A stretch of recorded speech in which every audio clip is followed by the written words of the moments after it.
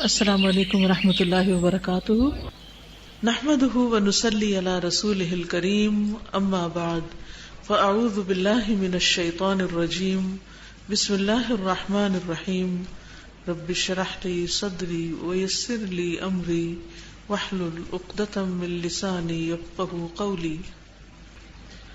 وجہ کیا ہوتی ہے؟ لوگ کیوں زیادہ بولتے ہیں؟ جان لو کہ سرسرا کے بہت سے اسباب ہیں، جن میں سے بعض یہ ہیں۔ نمبر 1، تکبر، غرور اور خود پسندی۔ یہ تو سب سے بڑا سبب ہے۔ جس انسان کو اپنی بڑائی جتانے کا شوق ہو، میں بڑا ہوں، کنٹرول کرنے کا شوق ہو، وہ پھر سب سے پہلے باتوں سے کنٹرول کرتا ہے، اور کوئی نہ سنے تو پہلے سے بھی ڈوز بڑھا دیتا ہے۔ نمبر 2، دل کی بیماری، جو کہ کمزور ایمان کا نتیجہ ہے۔ دل کی بیماری، منافقت۔ نمبر 3، ریاکاری اور دوسروں کو اپنی طرف متوجہ کرنے کی کوشش، اٹینشن سیکر ہونا۔ نمبر 4، سطحی معلومات رکھتے ہوئے سمجھنا کہ پورے علوم کو جانتا ہے، حالانکہ وہ صرف چھلکے کو جانتا ہے، اس کے اندر چھپے گودے کو نہیں دیکھتا۔ نمبر 5، دوسروں کی تحقیر کرنا اور ان کو ذلیل سمجھنا، اور یہ نہ دیکھنا کہ وہ کس حال میں ہے۔ نمبر 6، باتوں کی شہوت، جس میں بہت سے لوگ مبتلا ہو گئے ہیں۔ یہ ہیں اسباب باطونی پن کے۔ اب ہم اپنا موازنہ یہاں کریں، دوسروں کو نہ دیکھیں، اس میں اپنے آپ کو دیکھیں کہ ہمیں کون سا جذبہ زیادہ بلواتا ہے۔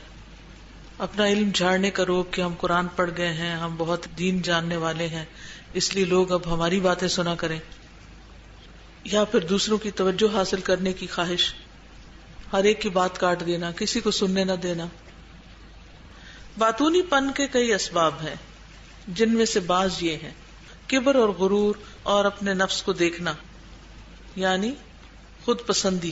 دل کی بیماری، جو نتیجہ ہے ایمان کی کمزوری کا۔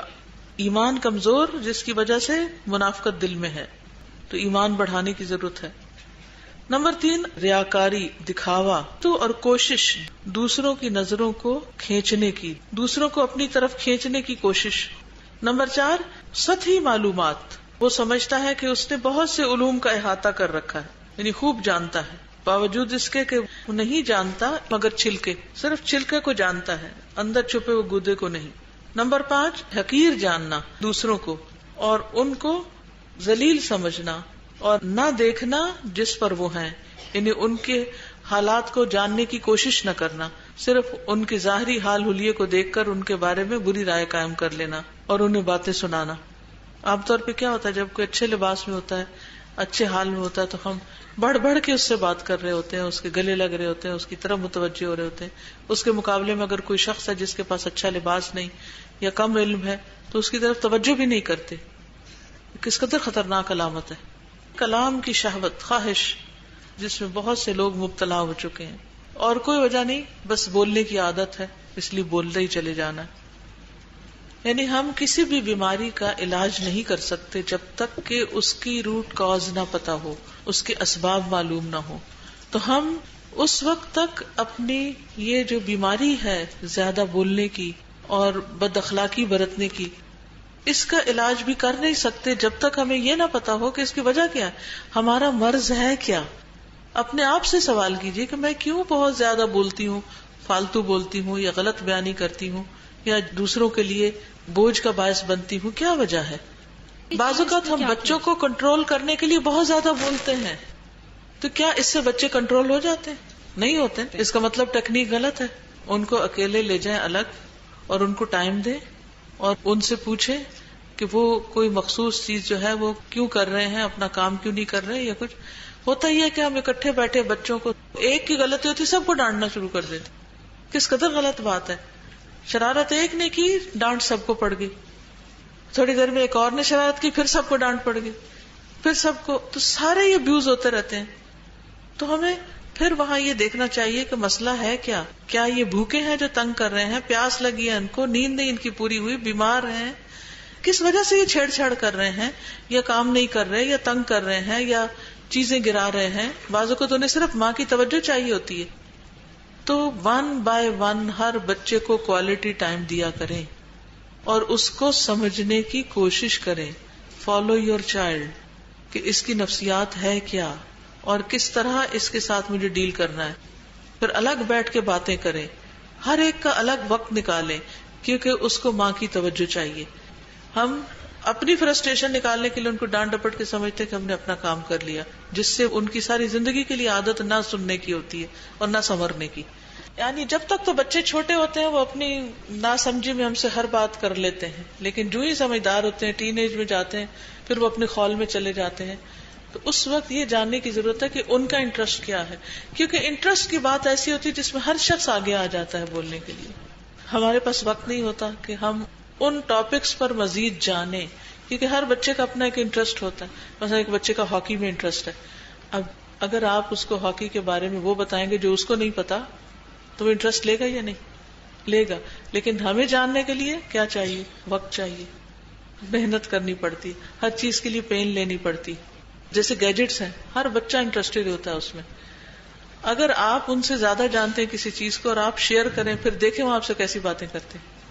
کیونکہ ایک بڑی اچھی بات یہ ہے کہ جب ہم کوئی گڑبڑ کرتے ہیں تو ہمارا ضمیر کچوکے لگاتا ہے, ضرور بتاتا ہے. اچھا ہم اس کو سلا دیتے, چپ کرو چپ کرو, ہم نے جو کہا وہ صحیح کہا, وہ تعویل کر لیتے ہیں. اگر یہ نہ کریں تو اگلی دفعہ ضرور ہم سوچیں کہ ہم نے وہ بات ٹھیک نہیں کی تھی, اب میں نے دوبارہ ایسی بات نہیں کرنی.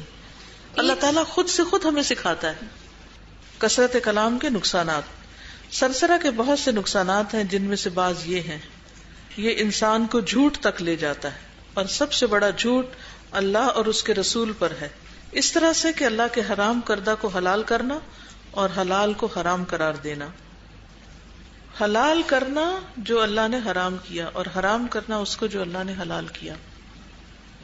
یہ کیسے ہوتا ہے؟ یہ اس طرح ہوتا ہے کہ لوگ باتیں کرتے کرتے قرآن و حدیث کوٹ کرنے لگتے ہیں. قرآن میں یہ آیا ہے, حالانکہ قرآن میں کوئی نہیں آیا ہوتا. یہ کہتے ہیں یہ حدیث میں, حالانکہ حدیث نہیں ہوتی. تو یہ آپ اپنی بات کو قرآن کہہ رہے ہیں اور اپنی بات کو حدیث فرما رہے ہیں. تو یہ انتہائی خطرناک چیز ہے, اس سے بچنے کی ضرورت ہے.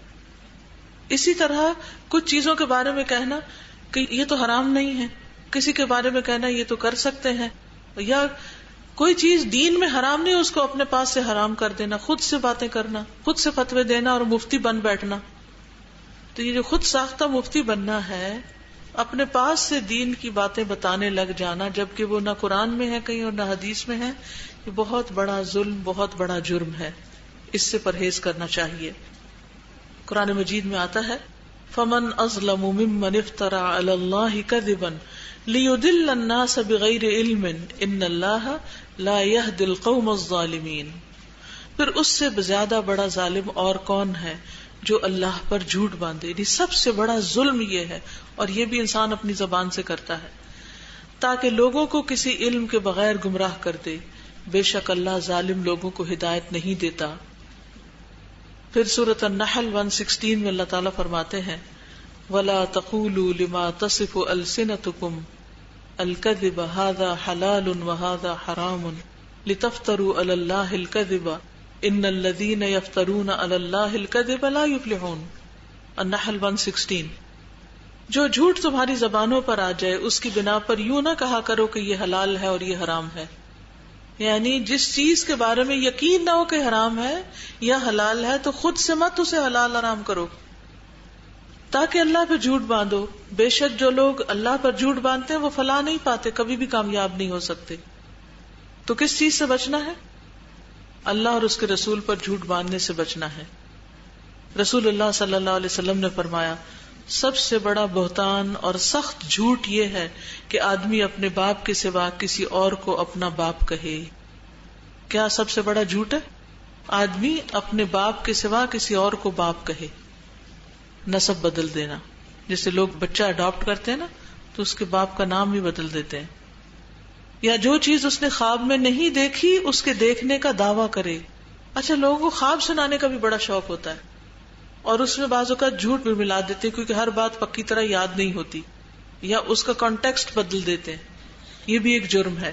یا رسول اللہ صلی اللہ علیہ وسلم کی طرف ایسی حدیث منسوب کرنا جو آپ نے نہ فرمائی ہو, بہت بڑے جرم ہے.